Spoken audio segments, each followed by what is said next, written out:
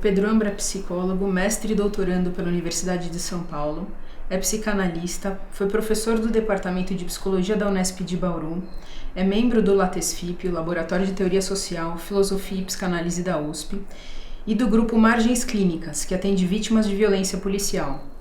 É organizador do livro Histeria e Gênero, Sexo como Desencontro, e autor do livro O que é um Homem? Psicanálise e História da Masculinidade no Ocidente, fruto da sua pesquisa de mestrado. Pedro, gostaria que você esclarecesse o título do seu livro, que pode, num primeiro momento, aí soar estranho aos que não conhecem sua trajetória e mesmo provocativo para alguns grupos. A que vem a escolha desse título? Como muitas coisas em psicanálise, mesmo na história, a gente vai compreendendo um pouco a posteriori, né? Na época que eu escolhi o título, foi mais, procurei alguma coisa que pudesse ser tanto sintética, né? Porque, por exemplo, o título da dissertação é gigantesco e super descritivo, né? Tem que ser algo, tinha um formato mais acadêmico, né? E o livro precisava ser alguma coisa mais, né? Catchy, né? Precisava atrair a atenção de alguma forma. E daí foi algo quase assim, aleatório, porque eu comecei a folhear o livro e eu vi que era, de fato, a pergunta que abria o livro, né? Então, eu pensei, bom, acho que ela tem essa capacidade de poder atrair um pouco a atenção. E, por um lado, o subtítulo explica mais ou menos a que vem, né? Essa pergunta, mas não sabia que ia causar essa espécie de estranhamento, que eu acho natural, né? Porque a gente tem uma longa tradição em psicanálise que é as perguntas e os trabalhos e as questões clínicas relativas à feminilidade, né? E algo que vem muito cedo, né? Da famosa pergunta do Freud, o que era uma mulher, né? Que, na esperança que o Freud tinha de que quando as mulheres entrassem no ambiente psicanalítico e houvessem mais mulheres psicanalísticas, essa pergunta seria de alguma forma respondida, né?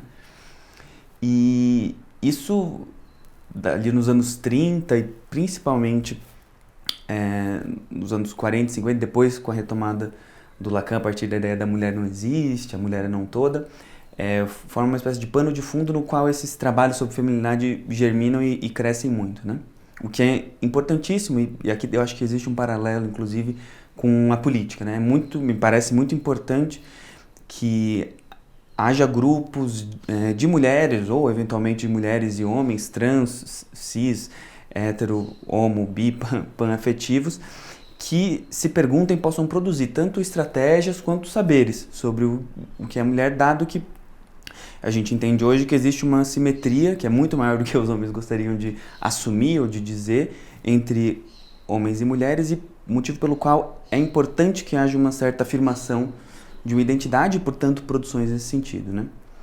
No caso da psicanálise especificamente, eu acho que tem uma outra questão em jogo, que é grande parte desses trabalhos vão um pouco por um caminho de afirmar um mistério na mulher, né? Uma certa interpretação dessa ideia do Lacan de que a mulher não existe, ou ela não teria uma consistência ontológica, vamos dizer assim, podem acabar sendo uma espécie de redescrição psicanalítica de algo que existe na cultura, por exemplo, que é essa ideia de que a mulher não é totalmente racional, por exemplo, né?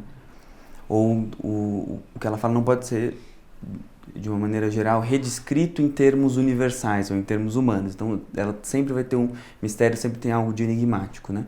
O que, de fato, pode ser algo interessante, é uma espécie de lugar, se a gente pode dizer assim, que é a psicanálise da mulher, mas, por outro lado, pode ter essa marca de uma certa desumanização, né? Ela é menos humana do que outros. Ela pode ter um pouco essa pecha, em especial quando a gente pensa na quantidade de trabalhos que é feito. Então, já que o trabalho já ia um pouco nesse outro sentido, eu achei que poderia justamente dar uma chocada, justamente porque a minha ideia com o trabalho foi desvincular o homem do universal, né? O masculino do homem. Então, é um exercício de desnaturalização um pouco às avessas, né?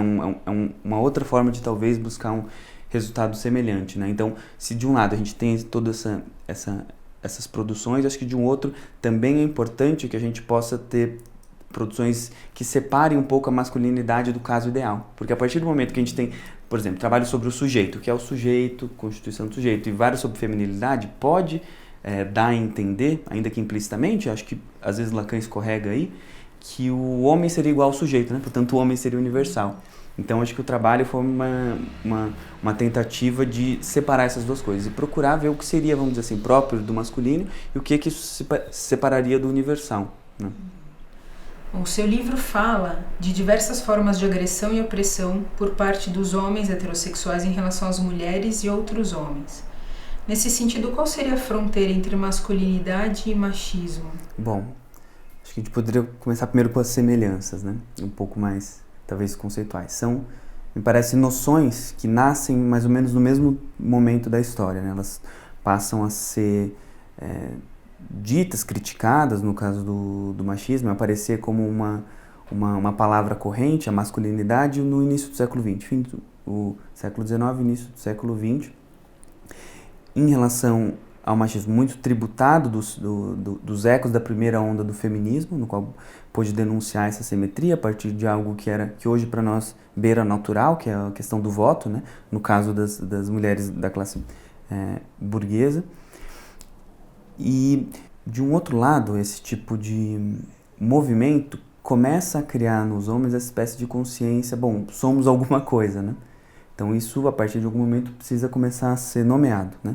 E daí que vem o crescimento do uso, por exemplo, dessa expressão masculinidade. Então, o machismo e a masculinidade nascem de um lugar comum, né?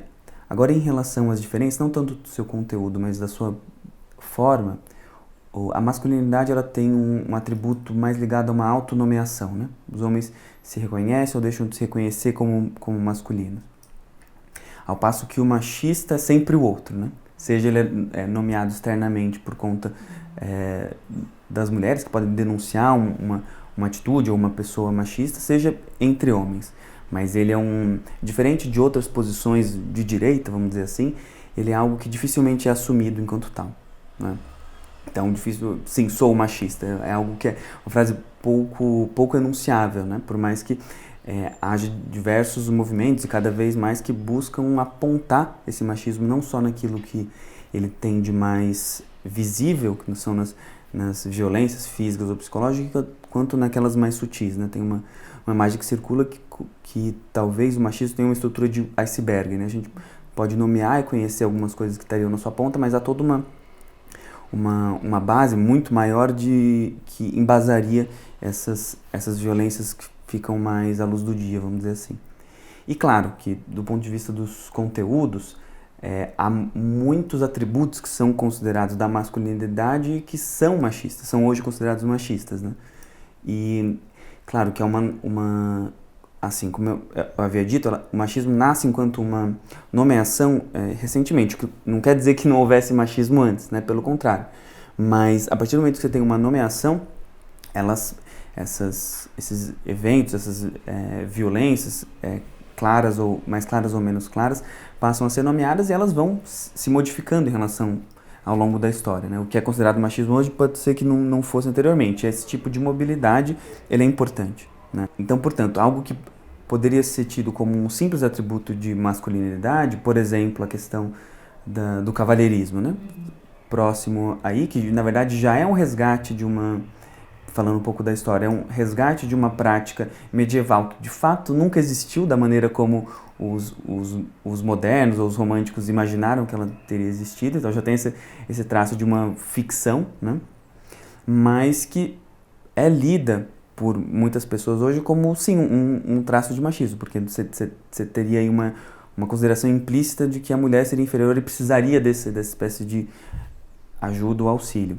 Mas tem uma outra questão que não foi tanto objeto do livro, porque ele tem um recorte específico, tanto do autor, por trabalhar especificamente Lacan, tanto pelo período histórico que eu acabei pegando, que tira não chega a se aprofundar em algo que é bastante debatido hoje, que se fala em masculinidades, né?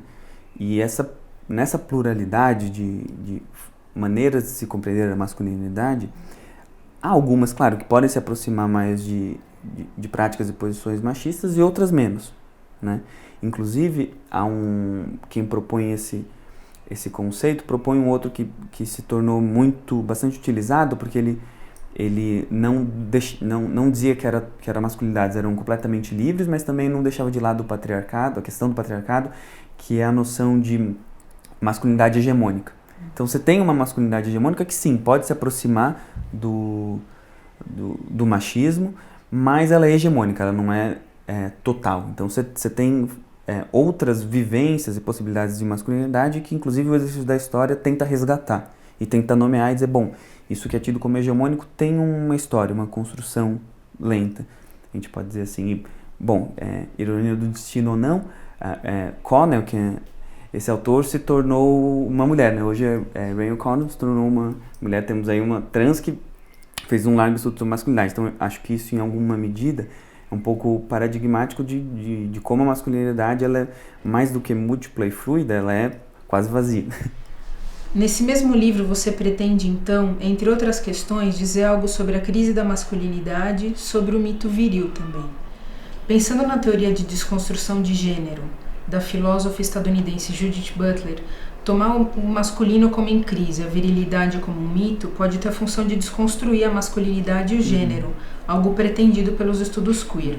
Em outras palavras, você se pretende um desconstrutor de gênero? Acha importante a desconstrução do gênero? Olha, eu acho a desconstrução do gênero com G maiúsculo um projeto bastante ambicioso, né?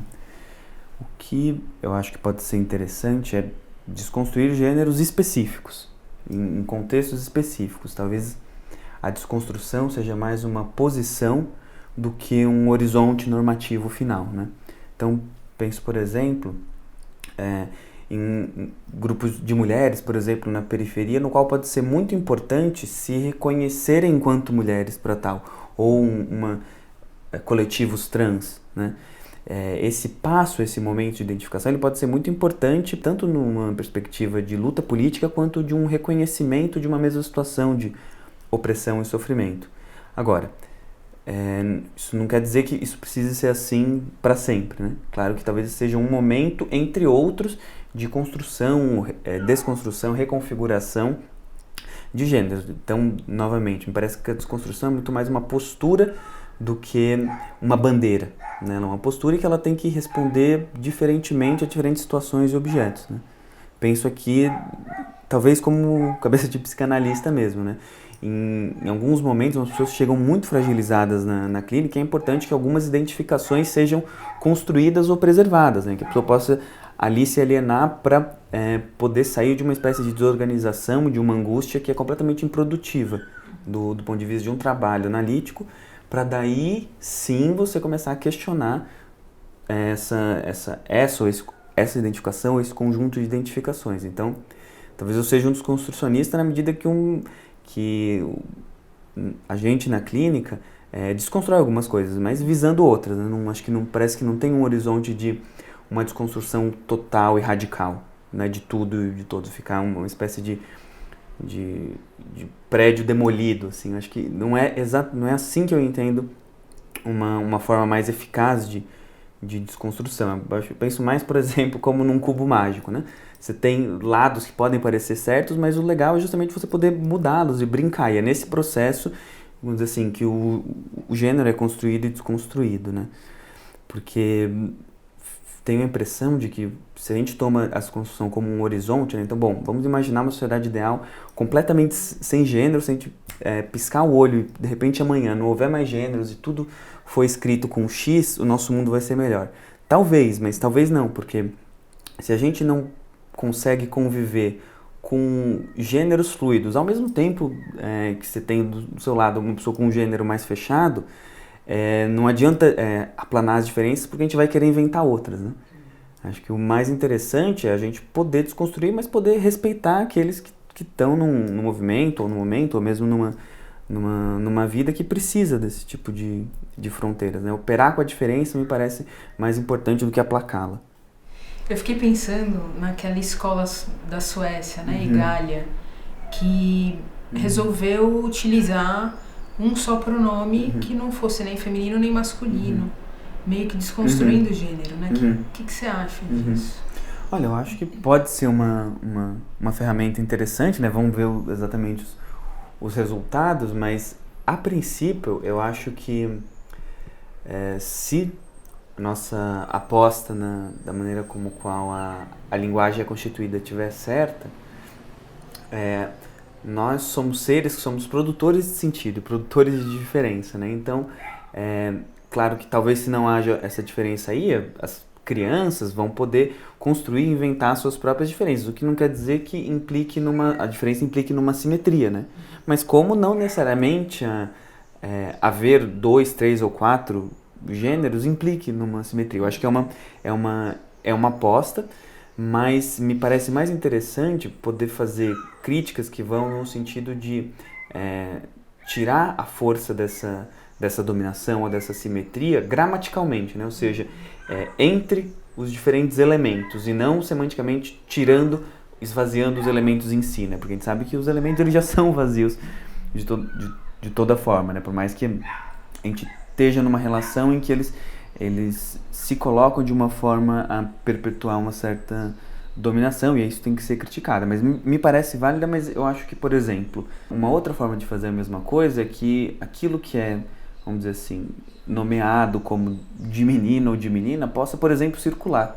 Esse é um outro tipo de ferramenta ou de crítica, né? Que vai mais no modo de funcionamento e não tanto na verdade que estaria ali em jogo no pronome, que se a gente criar um pronome neutro, a gente vai neutralizar as diferenças. Acho que pode ser, mas tendo a crer que os resultados vão ser encontrar novas diferenças. Acho que o mais importante é como lidar com as diferenças. A fantasia construída historicamente que sustenta a pergunta o que é um homem pode mudar com o tempo, pode deixar a pergunta incômoda, problemática, desnecessária. Você acha que os rumos que a política em torno das questões de gênero no Brasil vem tomando estão contribuindo para a desconstrução de gênero? A primeira coisa que a gente tem que lembrar é que nesse momento no país, no último ano, em especial agora, há um crescimento muito claro de pautas conservadoras, né? E que tem como uma dos seus inimigos criados aí o gênero. O gênero ele passa a ser essa espécie de fantasma no qual grande parte dos assombros de uma classe que vê com certa reticência alguns avanços que a gente conseguiu nos últimos anos, também em matéria de gênero e sexualidade, aparecer, né? Nesse sentido, eu acho bastante paradigmático tanto a tentativa quanto o fato do Plano Municipal de Educação de São Paulo não ter sido aprovado, incluindo a discussão do gênero, né? E vou tomar aqui emprestado uma ideia que a própria Butler pontuou quando teve no Brasil recentemente, que é, bom, tudo bem, vamos dizer assim, perdemos essa batalha, mas isso indica algo muito importante. Indica que o gênero é algo que está incomodando. É algo que demonstra vamos dizer assim, essa derrota demonstra a força de uma noção. Se esse plano, talvez ele pudesse ter sido aprovado há 5 anos, porque o gênero representava uma coisa completamente diferente, não era uma pauta do dia, vamos dizer assim. Mas a partir do momento que as pessoas reconhecem o potencial subversivo do gênero, isso acontece. Mas por outro lado, seguindo também um comentário dela, há uma espécie de fantasia aí de que ao apresentar o gênero, as questões relativas ao gênero, dessa não coincidência entre corpo biológico e identidade, por um lado, as crianças vão rapidamente todas quererem mudar seu gênero e se tornarem uma classe de transexuais. Enfim, isso um pouco alimenta essa fantasia das pessoas que se opõem ao gênero, achando que, mas que no fundo está dizendo que, bom, acham que de fato o gênero tem alguma coisa muito legal, que os seus filhos vão querer ir em direção a isso. Tem uma espécie de reconhecimento às avessas de que há uma positividade aí, né? E é muito importante a gente lembrar como, mais uma vez aqui, Freud pode ser evocado, porque parece que o núcleo dessa crítica é justamente a sexualidade infantil. Novamente, né? Claro, vão fazer muitas críticas ao gênero, vamos dizer, cotidianamente, mas parece que o bicho pega quando justamente vai se falar da educação das crianças, né? Então, não mais agora está em pauta diretamente a questão da existência de uma sexualidade infantil, né, redescrita nesses termos, mas a questão da identidade das crianças poder ser fixa e conforme o seu corpo, parece que é isso que deixa as pessoas de cabelo em pé, mas é uma mesma pauta, me parece em jogo, né? E o gênero tem essa existência justamente porque ele é uma, vamos dizer assim, uma grande força no mundo e especialmente no Brasil. Temos visto recentemente um avanço de pautas conservadoras ligadas à sexualidade, como o tratamento de homossexuais ou o novo Estatuto da Família. Por outro lado, assistimos também a um crescimento sem precedente de espaço de discussão crítica sobre o feminismo, identidade de gênero, etc. O que significa para você essa nova ascensão do tema no Brasil? Tem alguns panos de fundo aí, né? Um primeiro é um momento da história no qual as opiniões e a forma das opiniões e informações circularem tem tendido a funcionar como extremos, né? Então as posições se acirram cada vez mais rapidamente e cada vez mais intensamente, né? Claro que existem muitas explicações para isso, mas um dos motivos eu reputo esse tipo de crescimento é a forma pela qual a tecnologia entrou nas nossas vidas de uma maneira quase total, né? E como esses conteúdos, seja em Facebook, Google, quase a totalidade dessas ferramentas tendem a priorizar um conteúdo que mais se afina ao seu pensamento, né? Então isso vai criando uma espécie de bolha no qual você só convive com ideias, vamos dizer assim, próximas às suas, e isso tende a você produzir extremismos, né? Então eu acho que essa é um primeiro pano de fundo. Um segundo, mais específico e também mundial, é isso que tem sido chamado por algumas pensadoras e pensadores como quarta onda do feminismo, né? Teve uma primeira ali no passagem do século XIX para o século XX, que lutava pelo voto de um lado e do outro por condições mais dignas de trabalho, né? No caso das mulheres não burguesas. Teve um segundo momento no qual a luta do feminismo partiu do livro da Simone de Beauvoir, né, O Segundo Sexo, e tomou outras vertentes, como a questão da liberdade sexual. A gente está indo nos anos 60, né, 50 e 60, e teve um terceiro momento no qual aí sim entram, vamos dizer assim, mais claramente as pautas desconstrucionistas, né, de alguma medida. Eu acho que o Problemas de Gênero da Judith Butler abre um pouco esse momento, e a gente teria agora uma espécie de quarta onda, no qual, por exemplo, o uso da internet é quase que uma característica desse momento, né? Começam a aparecer coletivos feministas em diversos lugares do mundo ao mesmo tempo, né? Retoma algo que teria ficado para trás da segunda onda, que é uma posição mais combativa, né? Menos acadêmica, talvez, né? Em relação ao gênero. Você tem divisões dentro dos movimentos feministas, dos movimentos LGBTs, que muitas vezes até se contrapõem. Então tem uma pluralidade e uma força que não era tão clara assim há 10 anos, por exemplo, né? Então eu acho que tem esse pano de fundo. E o Brasil, eu acho que ele é mais paradigmático ainda nesse sentido por dois motivos. Um é que ele é um país, segundo algumas reflexões, que teria melhor adotado um neoliberalismo contemporâneo, né? Então, o qual ele consegue ter uma certa ascensão social sem abrir mão de preceitos de circulação de mercadoria e mercado aberto próximos do neoliberalismo, né? Isso faz, por exemplo, com que o Brasil seja um consumidor de tecnologia voraz, né? Quando a gente compara, por exemplo, em relação aos países da Europa, né? E isso faz com que esses movimentos sociais também possam se utilizar disso para ter sua força levada ao extremo, né? Então, mais do que nos outros países, eu acho que você tem uma popularização desse tipo de dispositivo e de discursos ligados a coletivos e pautas, né? Por outro lado, o Brasil tem uma especificidade, que também é uma marca dessa quarta onda, que é o que chamam de interseccionalidade, né?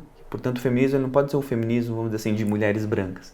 Ele tem que levar em consideração questões de raça, questões de classe, questões cis e trans, né? E nesse sentido, o Brasil vamos dizer assim, um caldeirão no qual isso é muito, muito patente, né? Todas as políticas afirmativas têm muita dificuldade de encontrar eco, por outro lado, o Brasil ele tem uma peculiaridade que é a questão do travestismo, né? Por mais que a transexualidade seja relativamente mundial, a travesti é uma figura nacional, vamos dizer assim, né? Que tem suas peculiaridades próprias, faz parte de uma luta específica, eu imagino, das pautas LGBT. Então, existe uma certa configuração social no Brasil que faz com que todo esse tipo de discussão tenha cada vez mais relevância e importância, né?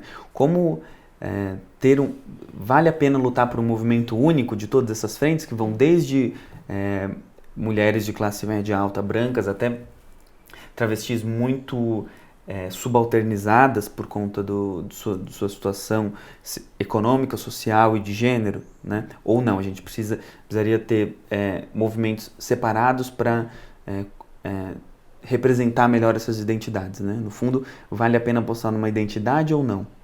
Então, e claro, né, esse é um lado. E por conta disso, daí a gente chega na tua pergunta, as resistências são igualmente grandes, né? Então, a partir do momento que isso começa a acontecer, você começa a ver ao mesmo tempo bancadas inteiras no Congresso que se colocam contra esse tipo de avanço, não é? Ou os casos de homo e transfobia aumentam, ou de violência contra a mulher aumentam. A gente vê esse aumento crescente nos números, né? Que, claro, imagino que fale de um aumento concreto, mas fala também de algo que me parece aquela coisa, positivo no negativo, de a gente começar a denunciar mais e perceber mais esse tipo de violência. Então, a gente tem uma conjuntura, para finalizar, de extremos no qual acho que o Brasil é paradigmático, mas mesmo assim tendo a ser um pouco mais otimista como a Butler. Isso mostra a força do tipo de pauta e de discussão que a gente quer colocar, né? E na psicanálise não é diferente, por mais que não esteja em jogo na psicanálise uma questão política com P maiúsculo, a psicanálise resiste muito ao gênero, né? Imagino que seja porque durante muitas décadas, a psicanálise foi o saber ao qual muitas perguntas sobre sexualidade eram endereçadas, né? O psicanalista sabia, né? Por mais que, a gente tente se retirar desse lugar, o psicanalista não sabe, não pode falar como especialista, mas os outros saberes endereçavam isso à psicanálise de alguma forma. E nos últimos 30 anos isso não tem acontecido mais, e mais claramente agora. Então, por isso, muitos psicanalistas se colocam frontalmente contra utilizar esse operador, né?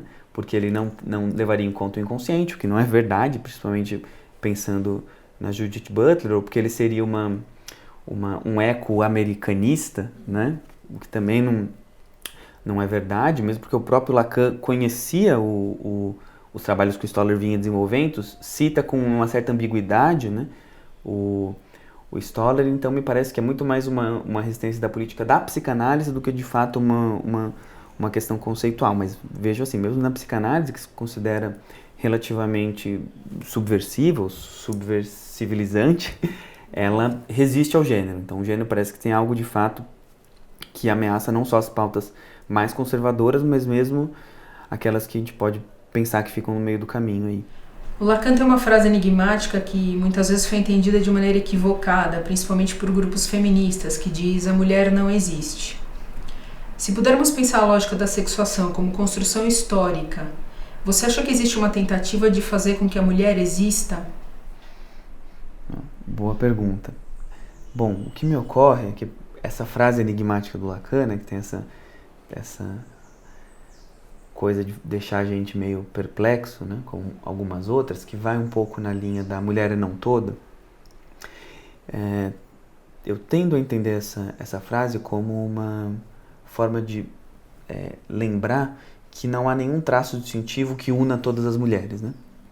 Quando a gente diz de brincadeira, bom, todo homem é igual, a gente não sabe exatamente por que a gente está dizendo isso, né? O que exatamente eles são iguais, mas a gente consegue achar graça nisso ou pensar isso justamente porque os homens têm essa possibilidade de ter um traço que una todos eles, né? Lacan vai dizer nas fórmulas da sexuação que esse traço é ter essa exceção que funda a regra, né? Esse pai da história individual que estaria ali como um que está fora de uma regra e que faz todos aqueles que são entendidos como homens partilharem dessa regra. A mulher Não necessariamente. E essa abertura é que faria toda uma diferença para as mulheres, né? No entanto, eu não sei se eu estaria totalmente de acordo que as feministas teriam compreendido errado. Eu acho que as críticas a essa afirmação do Lacan são críticas possíveis, sim. Em especial porque, como eu dizia há pouco, algumas lutas precisam de um momento de existência para se darem.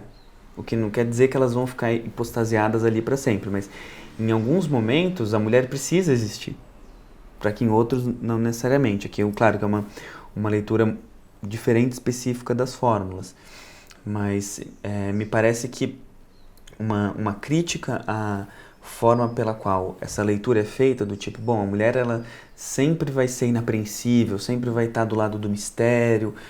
Ok, tem algumas coisas interessantes aí, mas pode também falar justamente de uma impossibilidade da mulher estar dentro de uma norma compreensível, de uma norma partilhável, de uma norma universal, vamos dizer assim. Claro que essa é a grande crítica das fórmulas, mas a partir do momento que a gente está numa realidade social no qual a gente vai descobrindo cada vez mais que você tem uma simetria de direitos, muitas vezes que nem vem à luz do dia, né, como é o caso, por exemplo, da simetria de salários, que é algo que é tão impressionante, mas mesmo assim ocupa tão pouco espaço no nosso dia a dia em relação a esse tipo de discussão, mostra que existe algo dessa mulher que não existe, que precisa vir a existir, precisa vir à luz do dia, né?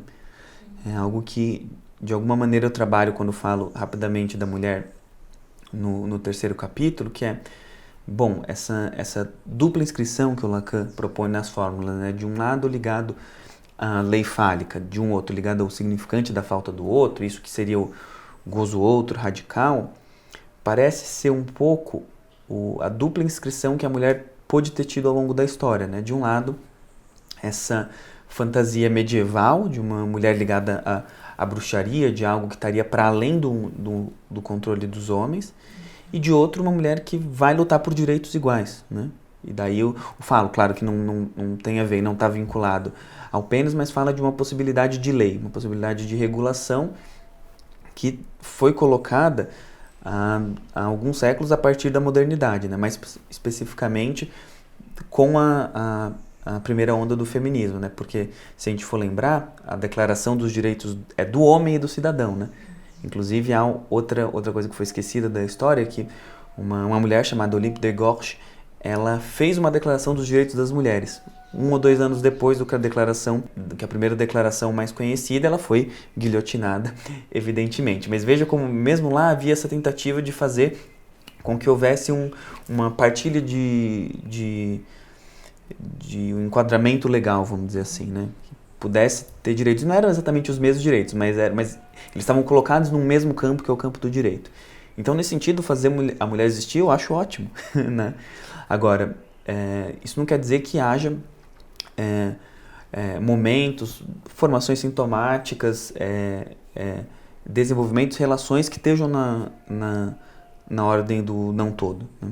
Pensando na mesma lógica, dá para formular algo assim: quando e como o homem é não todo? Mais uma vez, eu lembro que as fórmulas elas se descolam de um substrato biológico, né? Então, quando a gente está dizendo homem, isso pode querer dizer muita coisa, né? Então, estou falando de uma constituição biológica, estou falando de uma identidade sexual. As fórmulas da sexuação vão falar de uma terceira coisa, né? Que é uma possibilidade de existência, uma possibilidade de sofrer, uma possibilidade de estar no mundo, porque afinal é a partir do sofrimento que a gente vai ler os fenômenos em psicanálise, né? Então há toda uma tradição de pensar as fantasias e a formação sintomática a partir dessa lógica chamada toda, né? As formas da sexuação, elas rompem isso, né? E falam, bom, existe uma outra forma, né?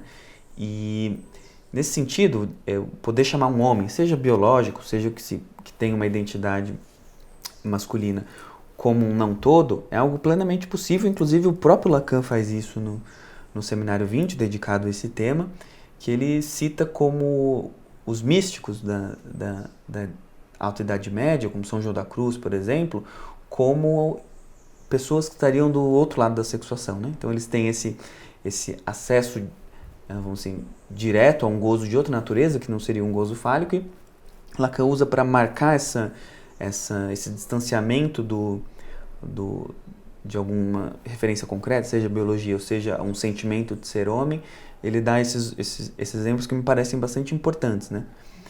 Agora, o que eu acho que falta na produção lacaniana sobre as formas da sexuação é justamente poder pensá-las a partir de sintomas, pensá-las clinicamente, né? E não como muitas pessoas têm feito, que é pensar como um direcionamento de final de análise, por exemplo, né? Porque me parece que Lacan tem um esforço assim, de anos e anos de poder tirar a questão do final de análise de algo moral ou normativo, né? E reintroduzir o não todo como uma espécie de horizonte para isso me parece problemático. Me parece que é muito mais interessante pensar o não todo como um fenômeno, como eventos, né? E que passam, e que você tem sofrimentos todos, sofrimentos não todos. Agora, transformar isso numa normatividade já é operar pela lógica toda. Colocar o não todo em um lugar já é ser não todo, né? Ele tem uma característica muito mais fugaz, né? Por isso que é muito difícil dar um exemplo. Bom, diz aí alguma coisa que é não toda, então. Não dá, porque isso iria responder a partir de uma lógica toda, né? Então, nesse sentido, sim, é possível, mas isso teria que ser visto, vamos dizer assim, clinicamente, eu imagino, né? E não tanto do ponto de vista de uma identidade. Como a questão nomeada crise da masculinidade atravessa hoje a clínica? Há questões que extrapolam o setting psicanalítico do consultório, e nesse sentido haveria uma responsabilidade política específica do psicanalista nesse debate compartilhado das ciências humanas? Olha, o que eu tentei demonstrar e fui percebendo também um pouco até depois que o livro foi lançado, é que dá pra gente fazer uma espécie de comparação com a máxima lacaniana, no sentido de a crise da masculinidade não existe. Ela não existe não porque é um vazio completo, mas porque masculinidade é sinônimo de crise, né? Ela foi, claro, construída lentamente, mas tudo que se conhece, o que a gente pode circular em termos de masculinidade, pressupõe a sua ameaça, pressupõe a sua crise. Então, voltando um pouco a uma outra pergunta, também se afastar de um discurso conservador de que, bom, os homens não sabem mais como ser homens, né? Ou há uma crise completa, precisamos voltar para um ideal de masculinidade anterior, macho é macho, etc., sendo que isso nunca existiu, né? Essa espécie de fragilidade da masculinidade, ela é constitutiva do ser homem na modernidade, eu diria, né? E claro que vai tomando suas vertentes em cada momento histórico, né? E nesse sentido, no consultório, ouvir homens é ouvi-los sempre a partir dessa crise, né? E que, claro, que não vai aparecer de forma direta, né? Bom, sou um homem, estou em crise, sou ou não sou homem, não sei, em casos muito específicos, né? Ou em casos no qual uma pergunta de gênero está em jogo. Mas isso aparece, por exemplo, por quê? Porque é algo ligado ao ideal do eu, na relação que esses homens estabelecem, ou não necessariamente homens, algumas mulheres, em especial na histeria, em relação ao pai. O pai, ele é aquela figura em que, a partir de um determinado momento, ele é visto como fraco, né? Isso fica claro nos casos clássicos de histeria do Freud, mas também no exemplo do Freud, no qual ele cita da história pessoal, no qual ele estava andando com o pai dele na rua, que até então era uma figura que ele tinha em alta conta, uma figura heróica, e alguém derruba o chapéu do pai e fala, judeu sujo. E daí ele esperava que o pai fosse brigar com a pessoa e o pai simplesmente pega o chapéu e vai embora, né? Essa espécie de melancolia, momento melancólico ali, no qual o Freud fica completamente entristecido com o pai por não ser essa figura que ele esperava que ele fosse, é onde a gente consegue colocar no outro aquilo que é constitutivo da própria masculinidade, né? Ou o que acontece em casos de extrema angústia, em que você se vê completamente fora de uma relação com o seu eu, no qual aparecia uma certa sintonia, né? Mas nesse caso do Freud, ou em grande parte dos casos na clínica, essa modalidade de pensar a masculinidade enquanto algo tenso, enquanto algo necessariamente falho e fracassado, em geral é colocado no outro, né? Então é aquela coisa, novamente, freudiana, né? Quando eu tô falando de alguém, eu vou saber mais de quem enunciou a frase, não de quem a pessoa está falando, né? Então, a gente tem que ficar atento na clínica, porque esses movimentos, eles não necessariamente aparecem da pessoa falando sobre si, né? Inclusive, é uma das formas que Lacan coloca o final da análise. O final da análise seria, ali nos anos 50, você poder falar de si para alguém ao mesmo tempo. Porque em um outro momento você está falando ou sobre si ou para alguém. Quando você consegue falar ao mesmo tempo, bom, você tem aí talvez um possível fim de análise. Mas, novamente, a leitura da crise, ela dificilmente vai ser autonomiada, mas ela vai aparecer, seja sintomaticamente, ou seja no discurso no qual eu coloco esse outro. Bom, então a gente quer aqui agradecer o Pedro pela oportunidade, pela entrevista. Foi super bacana, Pedro. Bom, eu agradeço vocês, parabéns pela iniciativa, é um negócio, tanto o conteúdo que vocês escolheram, né, que é a questão da política da psicanálise, quanto a forma, né, que é trabalhar isso em vídeo, é louvável. Espero que vocês venham aí com muito mais vídeos pra gente. Obrigadão. Sem dúvida. Valeu. Obrigadão.